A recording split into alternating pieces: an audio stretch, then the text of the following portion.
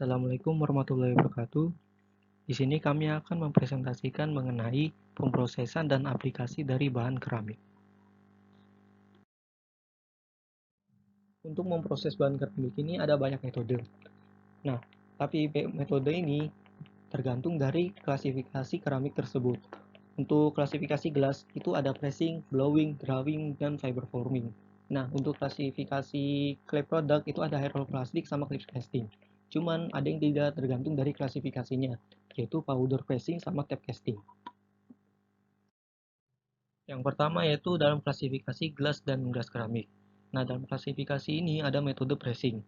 Metode pressing ini biasanya digunakan untuk pembuatan barang dengan dinding yang relatif tebal seperti piring. Pembentukan kaca dengan metode pressing ini dibentuk dengan menekan gumpalan kaca yang disebut dengan gop yang diletakkan pada cetakan berbahan besi cor berlapis grafit dengan bentuk yang diinginkan. Nah, yang kedua yaitu metode blowing. Metode blowing ini membentuk kaca dengan menggunakan udara bertekanan. Nah, biasanya proses ini biasa digunakan secara manual seperti kayak tiupan mulut, biasanya itu digunakan buat karya seni atau juga secara otomatis seperti pembuatan botol. Nah, biasanya metode blowing ini dikombinasikan dengan metode pressing yang seperti ditunjukkan pada gambar di sebelah ini. Nah, yang pertama itu melakukan metode pressing, kemudian setelah terdapat celah itu kemudian dilakukan metode blowing. Yang ketiga yaitu metode drawing. Pembentukan kaca dengan metode drawing ini dibentuk dengan menarik lelehan kaca, seperti yang dilihat pada gambar sini. Metode drawing ini biasanya digunakan untuk membentuk kaca yang panjang dengan luas penampang yang sama. Yang keempat yaitu metode fiber forming. Nah, pada dasarnya fiber forming ini itu sama seperti drawing, cuman lelehan kacanya ini melewati banyak celah kecil untuk membentuk sebuah fiber.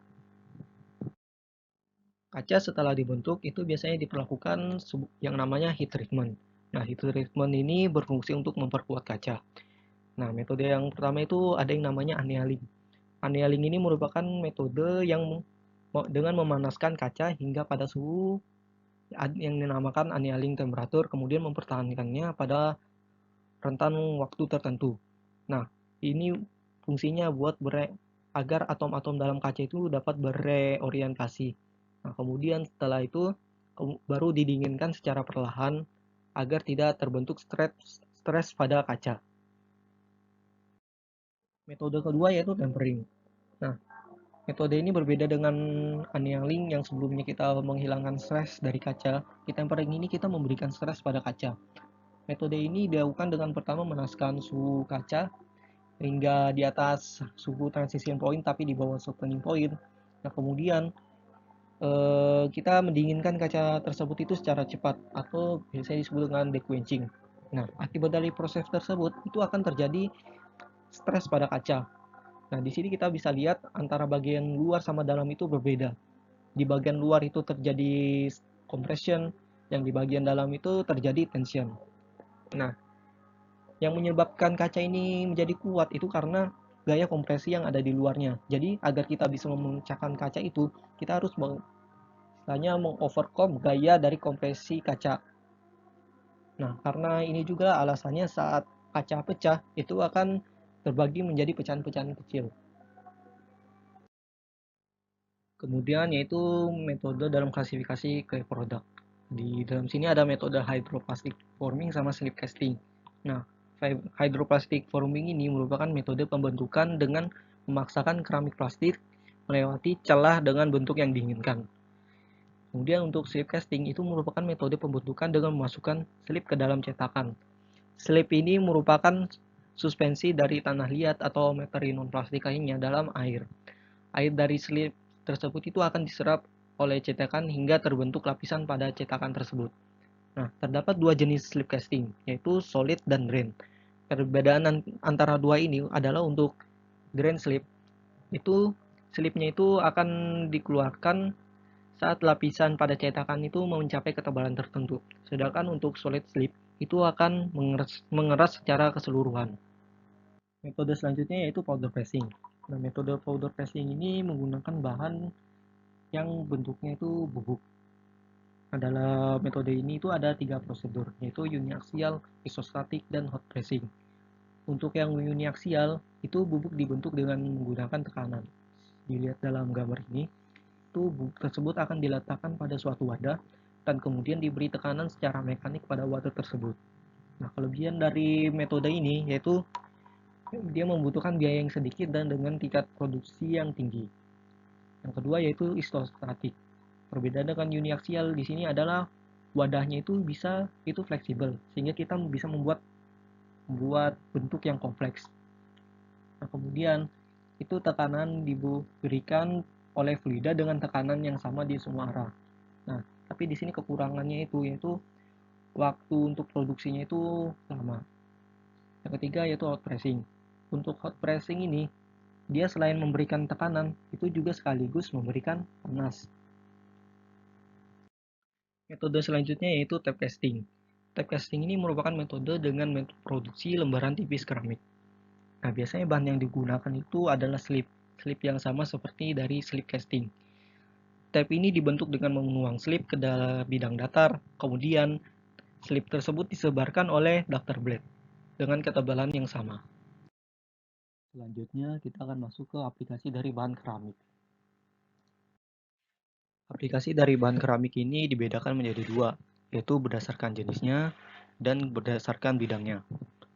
Nah, untuk pertama kita akan menjelaskan dari berdasarkan jenisnya. Yang pertama yaitu gelas dan gelas keramik. Gelas keramik memiliki karakteristik kekuatan mekanik yang relatif tinggi, koefisien pemuaian termal yang rendah, kapabilitas yang baik pada temperatur tinggi, sifat dielektrik yang baik, dan kompabilitas biologis yang baik. Beberapa gelas keramik ada yang bersifat transparan dan tak tembus cahaya. Nah, contoh aplikasinya itu biasanya digunakan untuk layar tablet dan smartphone, kaca bangunan, dan kaca jendela kendaraan otomotif. Karena sifatnya memiliki resistansi yang baik terhadap thermal shock, biasanya dia juga digunakan sebagai bahan oven atau kaca oven, dan juga digunakan sebagai bahan exchanger dan regenerator. Bahan ini juga banyak digunakan sebagai insulator elektrik dan sebagai substrat untuk PCB. Yang kedua itu produk clay. Clay adalah bahan keramik yang secara luas digunakan sebagai material mentah keramik. Produk yang terbuat dari clay itu klasifikasikan menjadi dua, yaitu clay struktural dan wetwares. Nah, untuk yang pertama yaitu struktural. Struktural ini meliputi batu bata, ubin, dan aplikasi pipa selokan yang keutuhan strukturalnya sangat penting. Untuk wetwares itu spesialnya dia menjadi putih setelah dibakar pada temperatur tinggi. Nah, barang-barang yang termasuk wetwares yaitu porselen, bahan tembikar, bahan meja papan, piring-piring porselen, dan perlengkapan saluran air. Yang ketiga yaitu refraktori.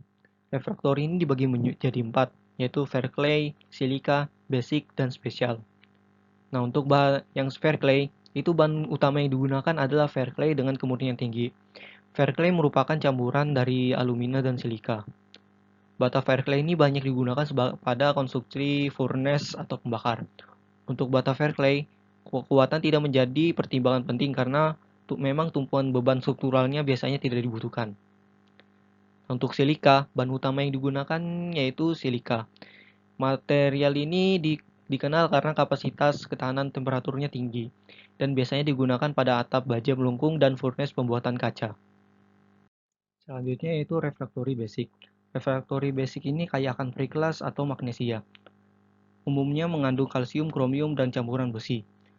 Refraktori basic ini khususnya tahan terhadap selek yang mengandung magnesium oksida dan kalsium oksida dengan konsentrasi tinggi dan sering digunakan penggunaannya pada perapian furnace terbuka untuk pembuatan baja. Selanjutnya yaitu refraktori spesial. Nah, refraktori spesial ini biasanya digunakan untuk aplikasi refraktori yang khusus. Beberapa di antaranya adalah bahan oksida dengan kemurnian relatif tinggi. Nah, biaya untuk pembuatan refraktori spesial ini itu relatif mahal.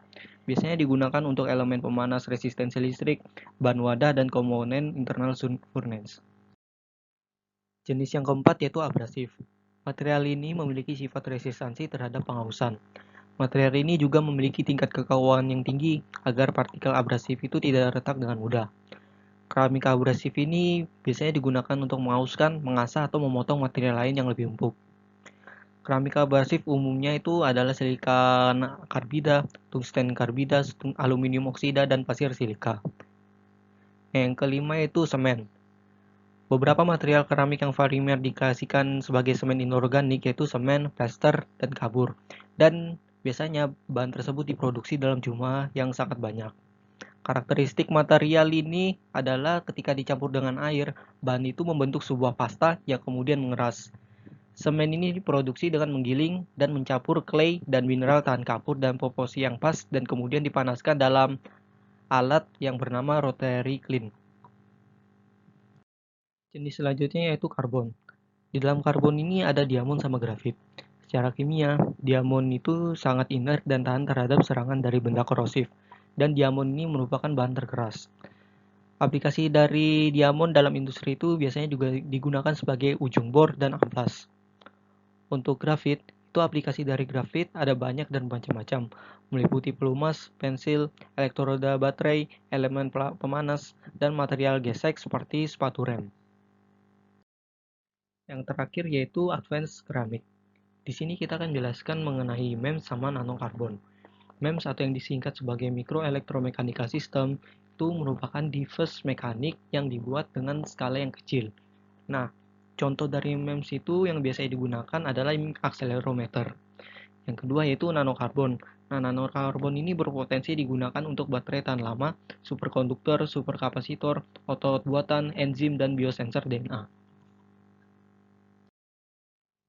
Selanjutnya dari berdasarkan bidangnya. Nah, berdasarkan bidangnya ini ada banyak. Yang pertama yaitu komponen dapur atau oven.